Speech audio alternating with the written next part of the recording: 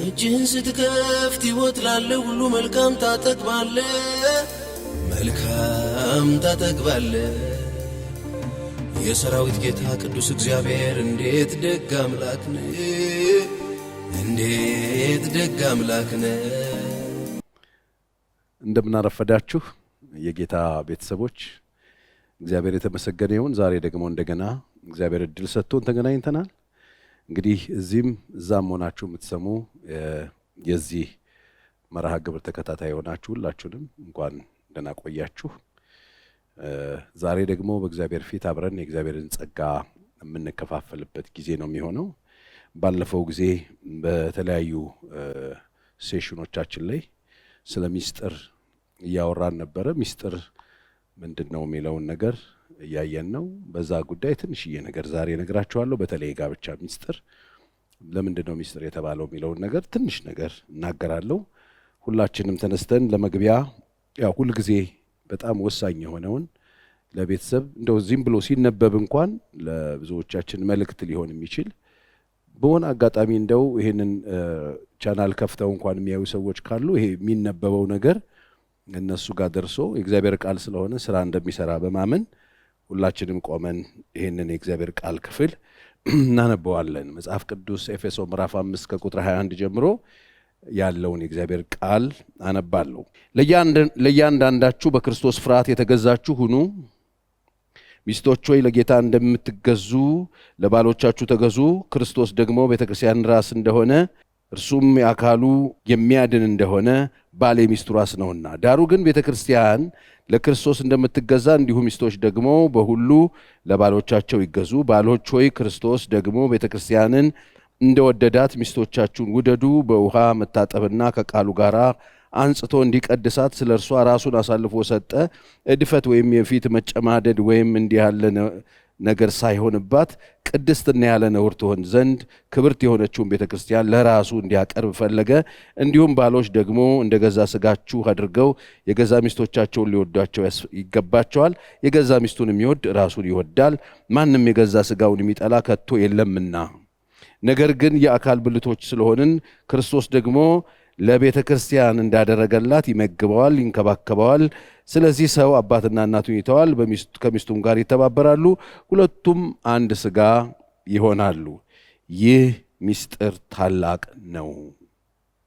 ይህ ምስጢር ታላቅ ነው። እኔ ግን ይህን ስለ ክርስቶስና ስለ ቤተ ክርስቲያን ላለው፣ ሆኖም ከናንተ ደግሞ እያንዳንዱ የገዛ ሚስቱን እንዲሁ እንደራሱ አድርጎ የወደዳት ሚስትም ባሏን ትፍራ ብሎ መጽሐፍ ቅዱስ ይናገራል። ይህንን ሐሳብ ከላይ ጀምሮ ያነበብኩበት ምክንያት ምንድነው? ምዕራፍ 21 ያው የኤፌሶን መልእክት እምብርት ነው፣ ዋና ማሰሪያ ነው። እያንዳንዳችሁ በክርስቶስ ፍርሃት የተገዛችሁ ነው የሚለው ሰው ከክርስቶስ ጋር ያለው ግንኙነትን ይመስላል። ቤቱም፣ ኑሮም፣ ህይወቱም እርስ በርስ ያለው ግንኙነቱን ለማለት ነው። ከዛ በኋላ ደግሞ ይህ ምስጢር ታላቅ ነው ብሎ ምስጢሩ እንዴት እንደተቀመጠ ነው የሚያሳየን። እግዚአብሔር እንዲያስተምረን እንጸልይ። አባታችን እግዚአብሔር እናመሰግናለን። ይሄንን ቅዱስ ቃል ደግሞ ለልጆች ፍታ። ሕፃናትን ጠቢባን የሚያደርገው ያንተ መንፈስ ያንተ ቃል ፍቺ እንዲያበራልን በኢየሱስ ስም እንለምንሃለን። ይህን ጊዜ ባርክልን፣ ልናቀው ልንሰማው በልባችን ሊቀመጥ የሚገባ እውነት ሁሉ እንዲቀመጥ እንድትረዳን በኢየሱስ ስም ጸልያለሁ። ታናሽ ባሪያህን እርዳኝ። ይህን ጊዜ ባርክልን በጌታ በኢየሱስ ስም አሜን። እንቀመጣለን። እግዚአብሔር የተመሰገነ ይሁን። እንግዲህ ይህ ምስጢር ታላቅ ነው፣ ስለ ቤተ ክርስቲያንና ስለ ክርስቶስ ነው ብሎ ይናገራል። እንግዲህ በቤተ ክርስቲያንና በክርስቶስ መካከለኛው ክርስቶስ አለ፣ ቤተ ክርስቲያን አለ፣ አብ ወልድ መንፈስ ቅዱስ አለ ማለት ነው። እግዚአብሔር አለ፣ ክርስቶስ አለ። ዋናው የቤተ ክርስቲያንና የክርስቶስን ግንኙነት ሐሳቢ ጠንሳሽ እግዚአብሔር ነው። ሰውን ለማዳን ክርስቶስን የላከ ልጁን የላከ እግዚአብሔር ነው። ስለዚህ ምስጢር ነው ስለ ቤተ ክርስቲያንና ስለ ክርስቶስ ላለው አለ። ሜሬጅ ወይም ጋብቻ ምስጢር ነው። ምስጢር ነው። በጣም ብዙዎቻችን የምንሳሳተው የሁለት ሰዎች ፍላጎት ማስፈጸሚያ መድረክ አይደለም። ጋብቻ ለሁለት የሚሰራም አይደለም። ምስጢር ስለሆነ ምስጢሩ እግዚአብሔር በመካከል መኖሩ ነው። ምስጢሩ በሁለቱ መካከል የተገለጠ የበራ እያንዳንዳቸው የሚገዙለት የሚፈሩት እግዚአብሔር መኖሩ ነው። ስለዚህ ይህ ምስጢር ታላቅ ነው ተብሎ ተጽፏል። ይሄ ምስጢር በጣም በሚያስገርም ሁኔታ የተቀመጠ ነገር ነው። ብዙዎቻችን መሬት ላይ ስለምንኖረው መሬታዊ ስለሚመስለን፣ ስጋዊ ስለሚመስለን እንደ ቀልድ እንገባበታለን፣ እንደ ቀልድ እንወጣበታለን እና ይሄ ሚስጥር ካልገባችሁ ባታገቡ ጥሩ ነበር። ከገባችሁ ደግሞ መውጣት የሚባለውን ነገር ተውትና ሚስጥርነቱን መረዳት፣ በዚህ ሚስጥር ውስጥ ምን እንዳለ ለማወቅ መጣር ነው የሚያስፈልገው። ክብር ለእግዚአብሔር ይሁን። እግዚአብሔር ማስተዋል ይስጠን። እንግዲህ ምድር ላይ አለ ምድራዊ አይደለም ስንል ምን ማለታችን ነው ከተባለ ከዚህ በፊት እንደ ምሳሌ ተጠቅሜበታለሁ። በዓለም ላይ አሉ የሚባሉ ትልልቅ የተሰሩ ሰዎች ከቦታ ቦታ የሚንቀሳቀሱባቸው ለምሳሌ መርከብን ብንወስድ መርከብን ክሬት ያደረጉት ወይም የሰሩት ሰዎች መርከብ በውሃ እንዲሄድ አድርገው ነው የሰሩት። ያ ሁሉ ቶን ያ ሁሉ ሸክም ተሸክሞ በውሃ ላይ የሚሄድ ነገር አድርገው ነው የሰሩት።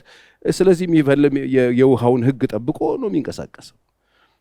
እንዲሁ ደግሞ ባቡርን የሰሩት ሰዎች ባቡሩ በራሱ መሄጃ ከቦታ ቦታ የሚንቀሳቀስበት ሀዲድ ሰርተውለት በዛ ሀዲድ ላይ እንዲንቀሳቀስ ሰውን ሁሉ ተሸክሞ ከቦታ ቦታ በሚገርም ፍጥነት እንዲሄድ ተደርጎ ሳይንሱም የተሰራበትም ስሪቱም ከሀዲዱ ጋራ መሄጃው እሱ ነው። እንዲሁም ደግሞ አንስተን መኪናን አሁን እንዳብንል መኪና በውሃ እንነዳው። መኪና የራሱ የሆነ መሄጃ አስፓልት አለው፣ በዛ በኩል ነው የሚሄደው። ልክ እንደዚህ አውሮፕላንን ደግሞ ስናነሳ አውሮፕላን መሬት ላይ እናየዋለን፣ ግን የሚሄደው በአየር ሕግ ነው። ሕጉን ጠብቆ የማይንቀሳቀስ ከሆነ ምንም ነገር ትክክል አይሆንም። በመንካት ስለቻልን መያዝ ስለቻልን ከተፈጠረበት ስሪት ወይ ደግሞ ከተሰራበት ስሪት ውጭ አውጥተን እናንቀሳቀስ ካልነው በጣም ብዙ ኪሳራ ነው። ስለዚህ ስለዛ ልንጠቀምበት ስላሰብነው ጉዳይ ሕጉን ማወቅ ወይም ደግሞ የዛ ነገርን አገልግሎት አሰጣጥ ብንረዳ በጣም ጥሩ። ለዚህ ነው ጋብቻ ላይ ቅድመ ጋብቻ ሰዎች መማር አለባችሁ ብዬ የምለው።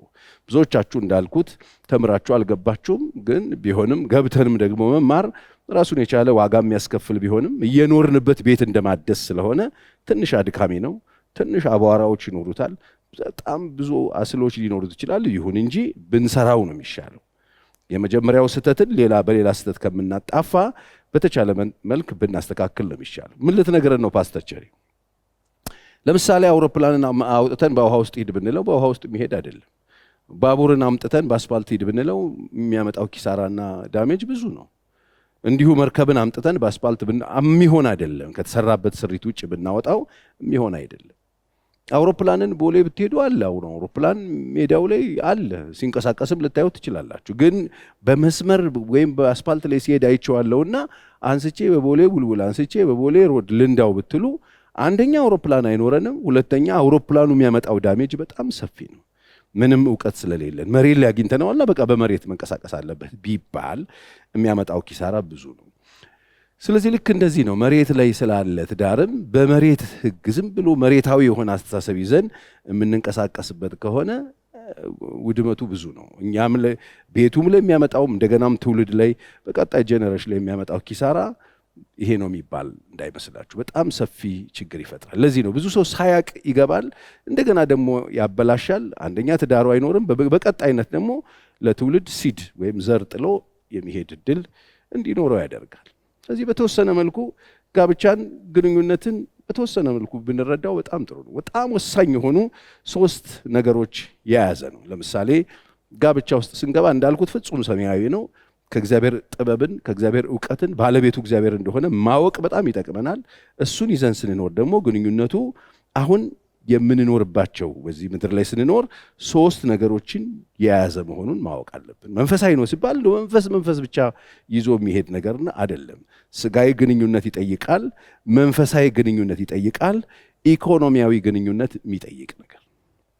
ስለዚህ መንፈስ ብለን ደግሞ አንድ ጥግ ይዘን ትንንሽ የክንፍ የምናበቅልበት አይደለም። እንደገና ደግሞ ስጋዊ ነገር ብቻ ብለን ስጋ ብቻ ብለን ስለ ስጋ ወይ ደግሞ ስጋዊ ነገር ብቻ መስሎን የምንወስደው አይደለም። እንደገና ኢኮኖሚያዊ ነው ብለን ደግሞ ገንዘብና ቁሳቁስ ደግሞ ለጥጠን ብንይዘው የሚያመጣው ኪሳራ ብዙ ነው። ስለዚህ በእነዚህ በ3ቱም ነገር የተያዘ ነው። ስጋዊ ግንኙነት አለው፣ መንፈሳዊ ግንኙነት አለው፣ ኢኮኖሚያዊ ግንኙነት አለው። ስለዚህ እናንተ ቤታችሁን ቼክ ስታደርጉ በስጋ አይኖ ብዙ ሰው በስጋ ግንኙነት አድርጓል። በስጋ ነው አብዛኛው ሰው ትዳሩ የሚመራው፣ ይሄንን ይዟል። ግን መንፈሳዊ ግንኙነት ብዙ ሰው ቤት አላየው። ኮኔክት አይደሉ፣ መንፈሳዊ ግንኙነት የለም። ኢኮኖሚያዊ ግንኙነት አንዳንድ ሰዎች ቤት የለም። ለምን? ስልጣኔ መስሎን በጣም ዘመናዊ ሆነን ይሄ ጋብቻ የሚባለው ነገር የሚጠይቃቸው እነዚህ 3 ዋና መተን ሊንክ ልናረግባቸው የሚገቡት ነገሮችን አናረግም ብለን ሰው ስጋዊ ግንኙነት ብቻ አደርጋለሁ ብሎ ገብቶ ኢኮኖሚያዊ ግንኙነት ሳያደርግ መንፈሳዊ ግንኙነት ሳይኖረው ሳይገናኝ መንፈሱ ኮኔክት ሳያደርግ በዚህ በስጋ ብቻ ቤቴን እመራለሁ ብሎ ማሰብ ምስኪንነት ነው። ስለዚህ ስጋዊ ግንኙነት ምንድን ነው? ስጋዊ ግንኙነት እርስ በርስ መግባባት ነው። የመጀመሪያውም እርስ በርስ መግባባት፣ ኮኔክት መሆን፣ መገናኘት፣ ማውራት መቻል። ስጋዊ ግንኙነት በስጋ ነው የሚጨባበጠው ሰው፣ በስጋ ነው ሰው የሚያወራው። እሱ በጣም ወሳኝ ነገር ነው። ተነጋግረን መግባባት እንችላለን ወይ? መነጋገር እንችላለን። ብዙ ጊዜ ተናግር ያለው መተጋገዝ እንችላለን ወይ? አንዳችን መደገፍ እንችላለን ወይ? መረዳዳት እንችላለን ወይ? በስጋ አንዳችን ለአንዳችን አለን ወይ? ስጋዊ ግንኙነት ማለት አንድ እሱ ነው። መታዘዝ ውስጥ አለ። መታዘዝንም የሚያጠቃልል ነገር ነው እዚህ ውስጥ ያለው። ስለዚህ ሰዎች ስለ ጋብቻ ስታስቡ ተነጋግረን መግባባት እንችላለን ወይ? መተጋገዝ እንችላለን ወይ? መረዳዳት እንችላለን ወይ? መተዛዘን እንችላለን ወይ? አንዳችን ለአንዳችን መተዛዘን እንችላለን ወይ? በሌላ መልኩ ደግሞ አብረን ግንኙነት ይኖረዋል እኮ። ጋብቻ ውስጥ ስትገቡ ወሲብ ግንኙነት፣ ስጋዊ ከዚህ በፊት ባለፉት 2 ሳምንቶች አስተምሬያለሁ። የግብረ ስጋ ግንኙነቶች አሉበት። ስጋዊ ግንኙነት ነው። ሁለቱ አንድ ስጋ ይሆናሉ የተባለበት መርሆ ላይ ስናነሳ አንድ ስጋ የሚኮንበት አንዱ ግብረ ስጋ ግንኙነት ነው። ስጋዊ ግንኙነት አለው። በጣም ወሳኝ ነገር ስለሆነ ሰዎች በስጋ ተጋብተዋል። አንድ ቤት ውስጥ መኖር ጋብቻ የሚመስላቸው ሰዎች አሉ። ይሄ ብቻ ነው ብሎ ደግሞ መወሰንም የለም። እንዳልኳችሁ ሌሎቹን ቀጣዮቹን ነገሮች አብረን የምናያቸው ነው የሚሆኑት። ስለዚህ ስጋዊ ግንኙነት አለው። ቤታችሁ ደስታ ርቆት ሊሆን ይችላል። ምናልባት ይሄ ነገር ከሌለ እመኑኝ፣ ማትተዛዘኑ፣ ማትደጋገፉ፣ ማታወሩ፣ ማትግባቡ፣ እርስ በርሳችሁ አንዳችሁ ማታዝኑ፣ አንዳችሁ ለአንዳችሁ ማትራሩ፣ ተነጋግራችሁ ማትግባቡ፣ ወሲብ በቤታችሁ ከሌለ ግንኙነታችሁ ኦልሬዲ ስለተመታ በዚህ ምክንያት እርስ በርሳችሁ በመካከላችሁ ያለው ግንኙነት ደስተኛ መሆን እየራቀ ይሄዳል። ደስታ ማጣት ይፈጠራል። በስጋ አሁን አንዱ የሚጠይቀው ይሄን ስለሆነ፣ ስለዚህ በስጋ እንኳን ሰው መገናኘት አቅቶት ነው ጥላ ቤት ውስጥ አጥልቶበታል። ዲፕረስድ ሆኗል። ቤቱ ጨለማ ውጦታል። ቤቱ ደስታ የለውም። በቃ አንዱ በአንዱ ላይ ቅያሜ አለው፣ ቅሬታ አለው። አንዱ ይሄ ነው። በስጋ ግንኙነት ሰዎች ከሌላቸው፣ ስጋ ግንኙነት ሲባል ሁል ጊዜ ወሲብ ብቻ የሚታሰብ ከሆነ ትክክል አለ። እዛ ጋር የሚያደርሰን መጀመሪያ ተግባቦቱ ላይ መስራት ይኖርብናል ብያለሁ። ስለዚህ በወሲብ ደስተኛ ያልሆኑ ሰዎች ከሰዎች ጋር አይኖሩም። እወቁ። ተነጋግረው መግባባት አይችሉም። ደስተኛ ያልሆኑ ሰዎች እኔ ኮሚኒኬሽናቸውን አይቼ አውቃለሁ። በጣም የተበላሸ ነው የሚሆነው። አንዱን ማለፍ ያቅተዋል። ትዕግስት ያጥረዋል። ይሄ በጣም ከባድ ነገር ነው። ስለዚህ አንዱ መናፈቅ፣ አንዱ መፈለግ፣ አንዱ ጋር መቆየት፣ አንዱ ጋር ማውራት አለመፈለግ ይፈጠራል። ስጋዊ ግንኙነት ከሌለ ማለት ነው። ተነጋግረው ማይግባቡ ከሆነ፣ ማይነካኩ ከሆነ፣ ማያወሩ ከሆነ፣ ማይደጋገፉ ከሆነ፣ አንዱ ማያዝኑ ከሆነ ችግር ይፈጠራል። ስለዚህ አንደኛው በባልና ሚስት መካከል ያለው ግንኙነት ስጋዊ ግንኙነት ነው። ስጋዊ ግንኙነታችሁ ምን ይመስላል? በስጋ ስንት ጊዜ ሆነ ከነካሃት፣ ካቀፍካት? ከዚህ በፊትም ብያለሁ። ከተባበስካት፣ ከነካሹ፣ ከነካሃት፣ ከጨበጥካት። እኔ ትናንትና የነበረኝ ኬዝ ነው። 1 ዓመት ከ8 ወር አልፎኛል እንደዚህ ከነካኝ ባለ ያለች። የሚገርም ነው። በጣም ነው የሚያሳፍረው። ስለዚህ ስጋዊ ግንኙነት ያስፈልጋል። በ3 ነገር ነው ቤት የሚሰራው። ሚስጥር ነው። ይሄ ሚስጥር ዝም ብሎ ከሰማይ መጥቶ ውድቅ ብሎ ቤታችን አይሰራውም። ማወቅ አለብን። ስለዚህ በስጋ እኔ ከሚስቴ ጋር ከተነካካው ስንት ጊዜ ሆነኝ? ከዳበስኳት ስንት ጊዜ ሆነኝ? ከዳበሰችኝ ስንት ጊዜ ሆነኝ? ካወራን ስንት ጊዜ ሆነን? ከተነጋገርን ስንት ጊዜ ሆነን? ከተዛዘንን፣ አንዳችን ለአንዳችን ርኅራኄ ካሳየን ስንት ጊዜ ሆነን? አብረን ከወጣን ከገባን ስንት ጊዜ ሆነን? ይሄ ጥንቃቄ ያስፈልገዋል። ቤቱን ከፈለጋችሁት የሚሰራው አንዱ በስ ነው። ይሄ ደግሞ እጃችሁ ላይ ያለ ነው። ስጋችሁ አለ የለም? አዎ ካለ ስጋችሁን ያዙትና በስጋችሁ ማድረግ ያለባችሁን ነው እየነገርኩ ያለሁት። እነዚህ ነገሮች በጣም ወሳኝ ናቸው። በሁለተኛው ደረጃ ግንኙነታችን ከስጋው ቀጥሎ መንፈሳዊ ግንኙነት ያስፈልጋል። በመንፈስ ለዚህ ነው በተቻለ መጠን እንደው ከጋብቻ በፊት ያላገባችሁ እናንተ እንኳን ኦልሬዲ ገብታችኋል። መውጫ የለውም፣ ማስተካከል ብቻ ነው ያለው። በጣም ከባድና አስቸጋሪ ከሆነ ደግሞ መጽሐፍ ቅዱሳዊ የሆኑ አስተዳደራዊ የሆኑ ፍቺዎች አሉ። በዚህ ውስጥ ችግሮችን የምንፈታባቸው መንገዶች አሉ። በነዛ መንገድ ውስጥ ገብቶ ችግሮችን መፍታት እንችላለን። ያመነ ካላመነ ጋር ተጋብቶ እየኖራችሁ ከሆነ ያላችሁት ከጊዜ በኋላ እንደዚህ አይነት ነገር የተፈጠረባችሁ ሰዎች እንኳን ብትኖሩ ከአቅም በላይ የሆኑ ችግሮች ካሉ መጽሐፍ ቅዱሳዊ የሆኑ ልባቶች ስላሉ እነሱን በቢሮ በሚቀጥሉት ሴሽኖቻችን ላይ አብረን እየተነጋገርን ለመፍታት እንሞክራለን። መንፈሳዊ ግንኙነት ይህ ልዩ የሆነ መግባባትን የሚፈጥር ነው። ማለት ቅድም እንዳነበብኩት 21ኛ ቁጥር ላይ እያንዳንዳችሁ በክርስቶስ ፍርሃት የተገዛችሁ ሁሉ ይላል። በእግዚአብሔር መንፈስ ቁጥጥር ስር ያለን ከሆነን እርስ በርሳችን አንዳችን ከአንዳችን ጋር መንፈሳዊ ግንኙነት ይኖረናል። እንደ እግዚአብሔር ቃል መቀባበል እንችላለን። ስንነጋገር በጸጋ የተቀመሙ ቃላቶችን እንነጋገራለን። አልፈን አብረን የምንጸልይ ሰዎች፣ አብረን የምንበላ ሰዎች፣ አብረን በእግዚአብሔር ፊት የምናመልክ ሰዎች፣ አብረን የእግዚአብሔርን ቃል የምናጠና ሰዎች፣ አብረን የእግዚአብሔርን ቃል የምንሰማ ሰዎች፣ አብረን ከሰዎች ጋር እግዚአብሔርን የምናመልክ ሰዎች፣ የምንጸልይ ሰዎች፣ የምንሰግድ ሰዎች፣ እግዚአብሔርን ስም በጋራ የምንጠራ ሰዎች እንሆናለን። መንፈሳዊ ግንኙነት አንዱ እሱ ነው። እስቲ ቼክ አድርጉ። አብራችሁ ቤተ ክርስቲያን ትሄዳላችሁ ወይ? አብራችሁ ትጸልያላችሁ ወይ? አብራችሁ ታመልካላችሁ ወይ? አብራችሁ መዝሙር ትሰማላችሁ ወይ? አብራችሁ የእግዚአብሔርን ቃል እግዚአብሔር ትሰማላችሁ ወይ? አብራችሁ የምታመልኩበት ጊዜ ያላችሁ? ይሄ በጣም ወሳኝ ነገር ነው። ይህንን ደግሞ አበላሸ ነው። ቅድም እንዳልኩት ስጋዊ ነገሮቻችን ሲበላሽ ኮሚኒኬሽናችን በጣም ብዙ ነገራችን፣ መንፈሳዊ ነገራችን ሲበላሽ የእግዚአብሔር መንፈስ ነው የሚያዝ ነው። መጀመሪያ እግዚአብሔር ከኛ እያንዳንዳችሁ ነው የሚለው። በየግላችን ከእግዚአብሔር ጋር ጤነኛ ካልሆንን ባልን ብሌም ሚስትን ብሌም ማድረግ አንችልም። መጽሐፍ ቅዱስ እያንዳንዳችሁ ነው የሚለው። ስለዚህ መንፈሳዊ ነገራችን ጥሩ ሲሆን እርስ በርሳችን ያለው ነገራችን ጥሩ ይሆናል። መንፈሳዊ ነገራችን ሲበላሽስ? መንፈሳዊ ነገራችን ሲበላሽ ቅድም እንዳልኩት ልክ በስጋ እንዳለው አይነት ችግር ቤታችን ላይ መፈጠር ይጀምራል። ሁሉ ነገር ማይጥመን ይሆናል። ሁሉ ነገር ማይጥመን፣ የሚደረገው፣ የሚሰራው፣ የሚገዛው፣ የሚፈጠረው ምንም የማይጥመን ሰዎች እንሆናለን። ይሄ ስጋዊ ችግርም ላይ የምናየው ነገር ነው። ስጋዊ ችግርም ሲፈጠር እንደሱ አይነት ቅሬታዎችና ድርቀት መፈጠሩ አይቀርም። ሰላም፣ ፍቅር፣ ህብረት፣ አንድነት፣ አብሮ መጸለይ፣ እነዚህ ነገሮች ጤነኛ ከሆኑ ሰዎች ቤት ውስጥ የሚኖሩ ናቸው። ይሄ ሲበላሽ እነዚህ ነገሮች ይጠፋሉ። ሰላም የለንም፣ ፍቅር የለንም፣ ተግባቦት የለንም፣ መደማመጥ የለንም፣ አንዳችን ለአንዳችን ርህራሄ የለንም፣ እዝነት፣ አዘኔታ የለንም። በጣም በሚገርም ሁኔታ ድርቅርቅ ያለ ደስ የማይል ስሜት ቤታችን። ይሄ ብቻ አይደለም፣ መንፈሳዊ ህመሙ ኤፌሶን 4:29 ሄዳችሁ ተመልከቱ። ግንኙነቱ በጣም ሲበላሽ የእግዚአብሔር መንፈስ ያዝና ይላል። የእግዚአብሔር መንፈስ ማዘኑን በቤታችን ማረጋገጥ የምንፈልግ ከሆነ ብዙ ጊዜ ነግሬያቸዋለሁ። መንፈሳዊ ህይወታችን ጋር ችግር ሲፈጠር መንፈስ ማለት ልክ ለዚህ ነው መጽሐፍ ቅዱስ መንፈስን አታጥፉ ይላል። መንፈስ ይጠፋል ድየስ መንፈስን አታጥፉ። ልክ ከባልቦላ መብራት እንደማጥፋት ነው። ለቤዛ ቀን የታጠማችሁበትን ቅዱሱን የእግዚአብሔር መንፈስ አታሳዝኑት ይላል። የእግዚአብሔር መንፈስ በምንድን ነው የሚያዝ ነው? ግንኙነታችን ሲበላሽ፣ እርስ በርሳችን ግንኙነታችን መበላሸቱን በምን ነው የምታውቀው? ይኸው ሂዱና አንብቡት። ኤፌሶን ምዕራፍ 4:29 ላንብብላችሁ። እኔ የተጻፈ የእግዚአብሔር ቃል ነው። እንደዚህ ይላል፣ ለሚሰሙት ጸጋን ይሰጥ ዘንድ እንደሚያስፈልግ ለማነጽ የሚጠቅም ማናቸውም በጎ ቃል እንጂ ክፉ ቃል ካፋችሁ ከቶ አይውጣ። ለቤዛ ቀን የታተማችሁበትን ቅዱሱን የእግዚአብሔር መንፈስ አታሳዝኑት። 4 ነጥብ። አታሳዝኑት። መንፈሳዊ ነገራችሁን አታበላሹ። መንፈስ ቅዱስን አታሳዝኑት። ለቤዛ ቀን የታተማችሁበት ቅዱሱ መንፈስ የሚኖረው እናንተ ውስጥ ነው። አታሳዝኑት። እሱ የሚያዝነው ምንድን ነው? ባለመታዘዝ፣ እምቢ በማለት፣ ባሻፈረኝ፣ እሱም ከሚለው ከፈቃዱ ውጪ በመኖር ያዝናል። የእግዚአብሔር ቃል ነው የሚናገረው። እሱ ሲያዝን ምንድን ነው የሚሆነው? ግንኙነታችን እዩት በደንብ መራርነት። አያችሁ፣ መንፈሳዊ ግንኙነታችን ሲበላሽ ቤታችን በምሬት ይሞላል። ምሬት አንዱ በመንፈስ ያለን ግንኙነታችን ሲበላሽ ነው።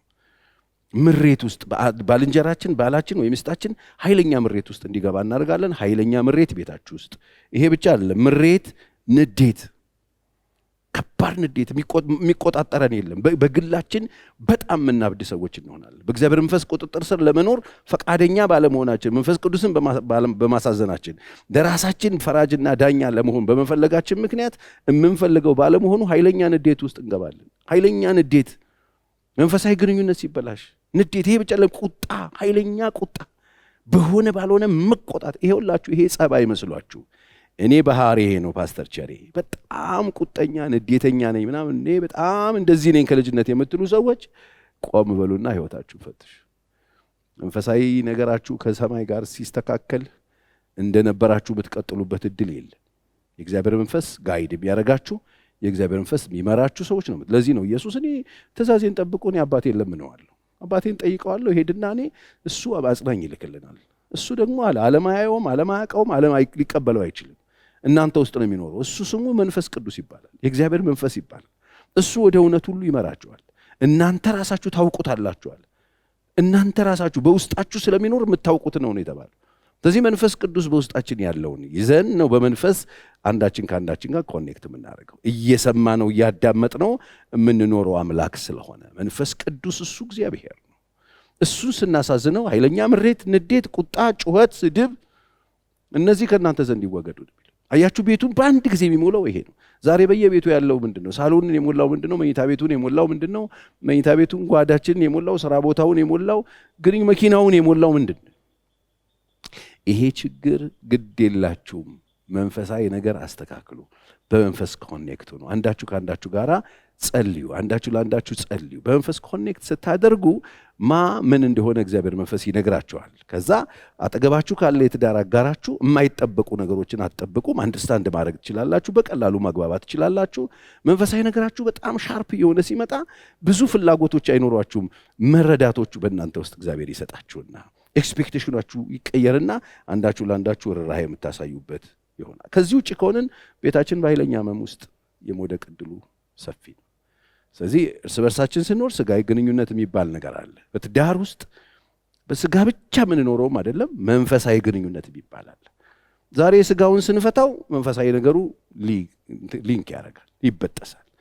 መንፈሳዊ ነገሩን ስንፈታው በስጋ ያለው ነገር ታበላል። አንዳንድ ሰው መንፈሳዊ ነገሩን ያስተካክልና በስጋ ያለውን ነገር ብልሽት ያደርጋል። ከሚስቱ ጋር ጊዜ አይወስድም፣ እርስ በርስ መነጋገር አይችልም፣ አብሮ ማውራት አይችልም፣ መነካካት አይችልም።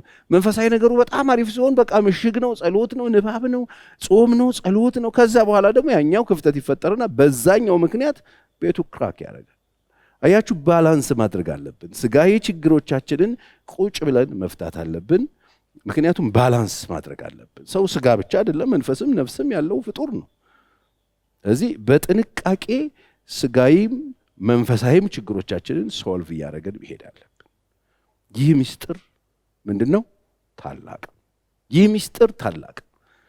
ቤት እንዲቀጥል፣ ኑሮ እንዲቀጥል፣ ትዳር እንዲቀጥል፣ እግዚአብሔር ጎጆአችንን እንዲያጸናው፣ እንዲያቆመው፣ በዚህ እግዚአብሔር እንዲባርከን ብለስት እንዲያደርገን ለትውልድ ምሳሌና ሞዴል እንድንሆን እነዚህ ሶስቱንም አይናችን ከፍተን ማየት አለብን።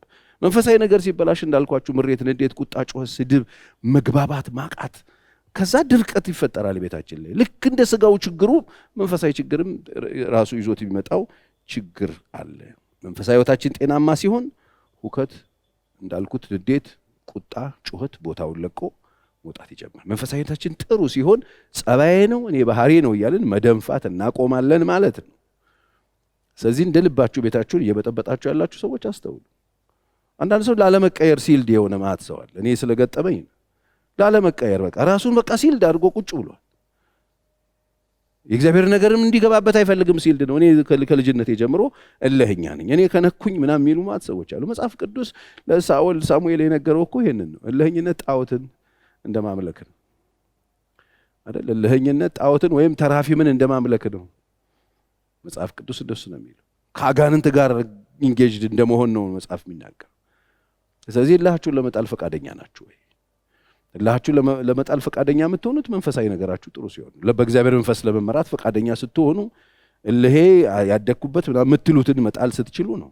አለበዛ ቤትህ በጨለማ እንደኖረ ፍጻሜው ይመጣል። ስለዚህ ዛሬ ቤታችን ላይ ብርሃን፣ መጽሐፍ ቅዱስ ጨለማ ብርሃን በጨለማ ላይ ይወጣል፣ ጨለማም ከቶ አላሸነፈውም ይላል። ስለዚህ መንፈሳዊ ግንኙነታችንን ማስተካከል አለብን። መንፈሳዊ ግንኙነታችንን የምናስተካክለው በምንድን ነው ፓስተር ቸሬ? መንፈሳዊ ግንኙነታችንን የምናስተካክለው ከእግዚአብሔር ጋር ያለንን ነገር አስተካክለን ለሚሰሙት ሰዎች ጸጋን የሚሰጥ ቃል በመነጋገር እንደማይጎዳት እርግጠኛ የሆንክበትን የእግዚአብሔር ቃል ካፍ በማውጣት እንደማይጎዳው እርግጠኛ የሆንሽበትን ቃል በንግግራችሁ መጽሐፍ እንደዚህ ጸጋን እንደሚሰጥ ማናቸውን ነገር ስትነጋገሩ ጸጋን እንዲሰጥ ዘንድ እንደሚያስፈልግ ለማነጽ የሚጠቅም በጎ ቃል እንጂ ክፉ ቃል ከቶ ካፋችሁ አይውጣ። በጎ ቃል እንጂ ክፉ ቃል ፍጹም ከቶ ካፋችሁ እንዳይወጣ። መንፈሳዊ ሕይወታችሁ ጥሩ ሲሆን፣ መንፈሳዊ ግንኙነታችሁ ቆንጆ እንዲሆን የምትፈልጉ ከሆነ መንፈሳዊ ግንኙነታችሁን ጥሩ የሚያደርገው መንፈሳዊ መምሰል ሳይሆን በጎ ቃል እንጂ ክፉ ቃል ካፋችሁ መውጣት ሲያቆም መንፈሳዊ ግንኙነታችሁ ጤነኛ መሆኑን ቼክ ታደርጋላችሁ። በስልክ ቢሆን በግንኙነታችን ሰዓት ቤታችን ቁጭ ስንል ስናወራ ቢሆን ማናቸው በጎ ቃል እንደማነጹ እርግጠኛ የሆንበት እንደሚጠቅማት እርግጠኛ የሆንክበትን ካፌ ከማውጣቴ በፊት አሰላስዬ አውጥቼ አውርጄ ቀምሜው ሲወጣ ጆሮ ውስጥ ገብቶ ልቧ ጋር ሲደርስ የሚሰጠው የሚያንጽ መሆኑን እርግጠኛ የሆናችሁበትን ቃል መናገር የምትጀምሩት መንፈሳዊ ሕይወታችሁ ጥሩ ሲሆን። ከዛ ውጪ መንፈሳዊ ሕይወታችሁ ችግር ሲኖርበት እየተናገራችሁ ታስባላችሁ፣ እያወራችሁ ልክ እንደ ኢትዮጵያ አንዳንድ ነገር እየሰሩ እንደሚያስቡት ማለት ነው እያደረጋችሁ የምታስቡ ከሆነ ዳሜጁ በጣም ብዙ ነው። በኋላ ለማስተካከል ትቸገራላችሁ። ከመናገራችሁ በፊት አስቡ። መንፈሳዊ ሕይወታችሁ ጥሩ የሚሆነው ጥሩ ሲሆን ነው። ይሄ የሚሆነው መንፈሳዊ ሕይወታችሁ ጥሩ ካልሆነ ግን እንዳልኩት ነው፣ የተጀመረው ይቀጥላል። እያደረጋችሁ ታስቡበታላችሁ። እኔ እኮ ካፌ የሚወጣው ቃልን እኮ ልቤ ባዶ ነው የሚል ማዕት ሰው አላገኛችሁ? ማዕት ሰው ሰብሮ ዛሬ ብዙዎቻችሁ የተቀያየማችሁት በምንድን ነው? በዚህ አይደል? ይሄን አለኝ ይሄን አለችኝ አይደል የተባባላችሁት? ለምን? ከተነገረ በኋላ መመለሻ የለውም። በቃ ከባድ ነው፣ አቁስሎ ነው። ልክ ጥይት ሲወጣ ጥይቱ ከወጣ በኋላ ቃታው ባዶ ነው የሚሆነው። ስለዚህ ልክ እንደዚህ ነው የሚሆነው። መንፈሳዊ ሕይወታችሁ ጥሩ ሲሆን ቤታችሁ ውስጥ ያለው ምሬት፣ ንዴት፣ ቁጣ፣ ጩኸት፣ ስድብ፣ እነዚህ ነገሮች ከቤታችሁ ይወገዱላችኋል። ደስተኛ መሆን ትጀምራላችሁ፣ ሐሴት ታደርጋላችሁ። ይሄ መንፈሳዊ ሕይወታችሁ ጥሩ ሲሆን የሚገኘው ውጤት ነው። ግንኙነቱ የተበላሸ ሲሆን ግን በቃ ብዙ ነገር ከኛ እየራቀ የተበላሸ ይመጣል። ብዙ ጊዜ ያው ብዙዎቻችን ኢትዮጵያ ውስጥ የምንኖር ሰዎች በተለይ አሁን ያሉት የግንኙነታችን የመበላሸቱ አንድ ምክንያቶች ግንኙነታችን ጥሩ እንዳይሆኑ ከሚያደርጉ ነገሮች መካከል አብዛኞቹ ብዙ ጊዜ ተጠቅሰዋል። ዛሬ ትንሽ ነገር ልንገራቸው። አንደኛ በአለመግባባታችን የሚፈጥርብን ቋንቋ ነው። የላቭ ላንጉጃችንም የተለያየ ይሆናል። የምንነጋገርበት ለመግባባት ቋንቋችን ይጠፋና አንዳችን ፍቅር የምንለው አንዳችን ቫልዩ የምናደርገውን አንዳችን ስናወርደው አንዳችን ፍቅር ብለን የምናወራው ነገር ሌላው ሰው ጋር ሲደርስ ሌላ ስለሚሆን ይሄ አንደኛው ችግር ነው። አሁን ከቅርብ ጊዜ ወደዚህ ደግሞ የመጣው ነገር ኢትዮጵያ ውስጥ እንዳልኩት እንግዲህ መጸለይ የሚጠይቅ ነገር እንዳለ ይታወቃል። ሰዎች ከሰውነት ወርደው በሃይማኖት ሰዎች ከሰውነት ወርደው በብሔር በዘር የሚያስቡበት እድል እየተፈጠረ ነው። ያ ችግር ደግሞ ቤት ውስጥ እየመጣ ነው። ባለፉት 3-4 ዓመታት እኔ ጋር የመጡ ኬዞች እነዚህ የባልና ሚስት ኬዞች ምንድነው ሲባል የፖለቲካ አቋም መለያየት ፖለቲካ አቋማቸው ሲለያይ አንደኛው የሚያስበው ነገር ስለ ሀገር ስለሚደግፈው ፓርቲ ሌላኛው ከሚደግፈው ፓርቲ ጋር የተለያየ በመሆኑ ምክንያት ቤት ይበላሽ እና በጣም የሚያሳዝነው ወቅ ሰው የፈለገውን እኮ መደገፍ አይችልም። ሰው የፈለገውን ነገር አይታችሁ ከሆነ ጦርነት ነው ወቅ በትረብሻ ነው ያለው። ስለዚህ አንዱ የፖለቲካ ልዩነታችን ችግር እየፈጠረ ነው። አሁን የፖለቲካ ልዩነቱ ብቻ ሳይሆን ይሄ ዘር በዘር የምናስበው ነገር ዘር እንኳን የሰው ዘር አንድ ነው። በብሔር የምናስበው ነገር እንትና መንግስት ሲሆን እንትና ባለስልጣን ሲሆን እንትና ገዢ ሲሆን በቃ የኛ ዘር የኛ ብሔር ምናምን የሚለው ነገር ይሄ አስተሳሰብ በጣም የወደቀ አስተሳሰብ ነው። እንደ ሰው ብናስብ ግን የሚችል ሰው መምራት የሚችል ሰው ማስተዳደር የሚችል ሰው አቅም ያለው ሰው እዛ ጋር ተቀመጠ ብንል ነው የሚሻለው። ይሄ ብሔር ተቀመጠ ከምንል ማለት ነው። አንዱ በየቤቱ ያለ ችግር ይሄ ስለሆነ ይሄው በጣም ብዙ ቤት እኔ ይሄን ሳወራ የኛ ቤት ችግር የሚሉ ሰዎች እንዳሉ ወቁ አሉ። በጣም እዚህ የምትመጡት ሰዎች ብቻ ጋር እኮ አይደለም ያለው ችግር ያለው ለጉድ ነው። እኔ ዛሬም እዚህ ጋር መተነፈሳት ነገር እናንተ ጋር ብቻ የምትቀር አይደለችም። በርካቶች ጋር ይደርሳል። በየቤቱ ሰው ያየዋል። የትኛውም እምነት የሆነ ሰው ያየዋል። ችግራቸው ይሄ እንደሆነ ያውቃሉ። ስለዚህ የፖለቲካ አቋም ልዩነታችሁ የችግር ወይም የግጭት የበሽታ ልዩነት እንዲያመጣባችሁ አትፍ። መንፈሳዊ ሕይወታችሁ ጥሩ ሲሆን ግን የሌላውን ሰው ሐሳብ ብታከብሩ፣ የሌላውን ሰው ርዕዮት ብታከብሩ፣ የሌላውን ሰው አመለካከት አክብራችሁ የእናንተን ሐሳብ ደግሞ በጎን በጤነኛ በሆነ ቋንቋ ማስቀመጥ የምትችሉበት ይሆናል። ስለዚህ በባህል በዘር ልዩነቱ ውስጥ ሰዎች በጣም ችግር ውስጥ ይገባሉ። መንፈሳዊ ሕይወታቸው በጣም ዊክ የሆነ ሲመጣ ሲሰነጣጠቅ ማለት ነው። ዛሬ መንፈሳዊ ሕይወት ችግር ነው። እመኑኝ እኔን ዛሬ ሰዎች በብሔር የተከፋፈሉት መንፈሳዊ ሕይወታቸው ጥሩ ቢሆን እግዚአብሔር ሰውን እንደሚያይ ያያሉ። መጽሐፍ ቅዱስ እግዚአብሔር ፀሐይን ለሰው ሁሉ ያወጣል፣ ዝናብን ለሰው ሁሉ ኃጢአተኛ ጻድቅ ብሎ እግዚአብሔር ዝናብ አያዘንብ። ስለዚህ እኛ እግዚአብሔር ጋር መንፈሳዊ ነገራችን ጥሩ ቢሆን መጽሐፍ እንደሚናገር እኛስ የክርስቶስ ልብ አለን ተብሎ እንደተጻፈ እውነተኛ የክርስቶስ ልብ እኛ ውስጥ ግጥም ሲል ከእግዚአብሔር ጋር እውነተኛ ግንኙነት ሲኖረን እግዚአብሔርን የእውነት የምናከብረው ሰዎች መሆን ስንጀምር መንፈስ ቅዱስ ልባችንን ሲወርሰው በእግዚአብሔር ቁጥጥር ስንገባ እግዚአብሔር ለትውልድ እግዚአብሔር ለሰዎች ልጆች እግዚአብሔር ለሰው ሁሉ ያለው ፍቅር ይገባልና በዛ መልክ ስንወርድ ቤታችን አይታወቅም። ምንም አይነት ብሔር ይሁን ምንም አይነት ፖለቲካ አቋም ይኑረው ምንም አይነት ቋንቋ ይናገር በፍጹም በእኛ ፊት የተጠላ አይሆንም። አሁን በጥላቻ የተነደፋችሁ ሰዎች እመኑኝ የመንፈሳዊ ችግር ነው። አሁን በጣም አስተውሉ። በነገራችን ላይ የእግዚአብሔር መንግስት የመውረሳችሁም ያለ መውረሳችሁን ማወቅ ከፈለጋችሁ ሰማይ ስትሄዱ አይደለም የምታረጋግጡት፣ እዚህ ማረጋገጥ ትችላላችሁ። ዮሐንስ በመልእክቱ ሲጽፍ ከጨለማ ወደ ብርሃን መምጣታችንን በዚህ እናውቃለናል። ምን? ወንድሞቻችንን ስለምንወድ። እኛ ወንድሞቻችንን ስለምንወድ ከጨለማ ወደ ብርሃን እንደመጣም በዚህ እናውቃለን። ወንድሙን የሚጠላ ነፍሰ ገዳይ ነው፣ ነፍሰ ገዳይ ደግሞ የዘላለም ሕይወት እንደሌለው እናንተ ራሳችሁ ታውቃላችሁ አለ ዮሐንስ። ታዲያ ወዴት ነው እየሄድን ያለነው? አያችሁ፣ መንፈሳዊ ሕይወታችን የት ጋር እንዳለ ማወቅ እንችላለን። ዛሬ በጥላቻ ብስብስ ያለ ማንነት የያዝን ሰዎች፣ የቆሸሸ ማንነት ለብሰን ቁጭ ያልን ሰዎች፣ እከሊትን አልወድም፣ እከሌን አልወድም፣ ይሄን ብሔር አልወድም፣ ያን ብሔር አልወድም የምንል ሰዎች፣ እመኑኝ መንፈሳዊ ሕይወታችሁ ችግሩ አደጋ ውስጥ ነው ያላችሁት። አሁንም ጨለማ ውስጥ ነው ያላችሁት። ከጨለማ ወደ ብርሃን መጥቷል ወንድሙንም ይወድ ወንድሙንም ይጠላስ አሁንም በጨለማ ይኖራል ነው የሚለው መጽሐፍ። ስለዚህ የትም እምነት ተቋም ውስጥ ቁጭ በሉ፣ ምንም አይነት መንፈሳዊ ሰዎች የሆናችሁ ይምሰላችሁ፣ ምንም አይነት አገልጋይ የሆናችሁ ይምሰላችሁ፣ ምንም አይነት ጸጋ በሕይወታችሁ ይገለጥ፣ ጥላቻ ውስጣችሁ ካለ አሁንም የምትኖሩት ጨለማ ውስጥ ነው ይላል መጽሐፍ። በጨለማ ነው ያለው። ወንድሙን የሚጠላ ነፍሰ ገዳይ ነው። ነፍሰ ገዳይ ደግሞ የዘላለም ሕይወት እንደሌለው እናንተ ይሄ እኮ ኢየሱስ አጠገብ የነበረው ዮሐንስ ነው የጻፈው። እዚህ መንፈሳዊ ሕይወት ሲበላሽ ነው በቋንቋ የምንከፋፈለው፣ በብሔር የምንከፋፈለው፣ በፖለቲካ አቋም የምንከፋፈለው፣ በጣም እየተበለሻሸ ይመጣል። ስለዚህ አብዛኛው የችግሮቻችን እነዚህን ይመስላሉ። ስለዚህ በጣም ማስተዋል አለብን። ስለዚህ ግንኙነታችን የሚያበላሸው ከዚህ የነበረውን ጥሩ ነገራችንም እያበላሸው የሚሄደው ደግሞ በርካታ ነገሮችም ደግሞ ከፊት ለፊታችን ሊመጡ ይችላሉ። በተለይ ያላገባችሁ ሰዎች ግንኙነታችሁ ሌላም የሚያበላሽ ነገር በራሳችሁ ደግሞ አትፍጠሩ።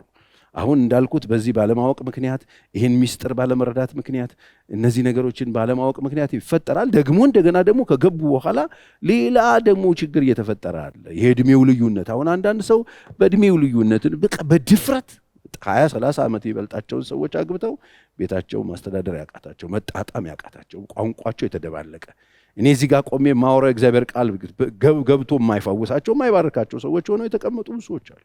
ምንም ነገር መስማት አልፈልግም የሚሉ ማለት ነው። አያችሁ፣ ባለማስተዋል ገብተው ይሄን ችግር የሚያገኛቸው በርካታ ሰዎች አሉ። ሌላው ያስተዳደግ ሁኔታ ነው። ያስተዳደጋችን ሁኔታ ሌላ ችግር ይሆናል ቤታችን ውስጥ። እንዳልኩት መንፈሳዊ ሕይወታችን ጥሩ ሲሆን ግን ያስተዳደጋችን ሁኔታ አንዳችንን ለመረዳት ልብ እንገዛለን። አሻግረን እንዴት ነው ያደገው እንዴት ነው ያደገችው ብለን አይተን ነገሮችን ለማስተካከል እንሞክራለን። ሌላው አንዱ ችግር ይሄ ስለሆነ ያስተዳደግ ችግር፣ የተለያየ ቦታ ሰዎች ያድጋሉ። በጣም ከተማ ውስጥና ገጠር ውስጥ የሚያድግ ሰው አለ። በጣም ደግሞ ኃይለኛ አይነት ማንነትና ስራ ያለባቸው ቦታዎች ላይ ያደጋለ፣ ደግሞ ሌላ ቦታ ያደጋለ። አብረው ኑሩ ስትሏቸው አስቸጋሪ ሆነ። የእድሜው ጋር በጣም ችግር ይሆናል። እነዚህ ነገሮችንም የሚከድንልን የሚያስተካክልልን መንፈሳዊ እይታችን በጣም ጥሩ እየሆነ የሚመጣ ከሆነ ነው። ስለዚህ በጣም እንድናስተውል ያስፈልጋል። ስለዚህ ይሄንን ከግንዛቤ ማስገባት አለብን።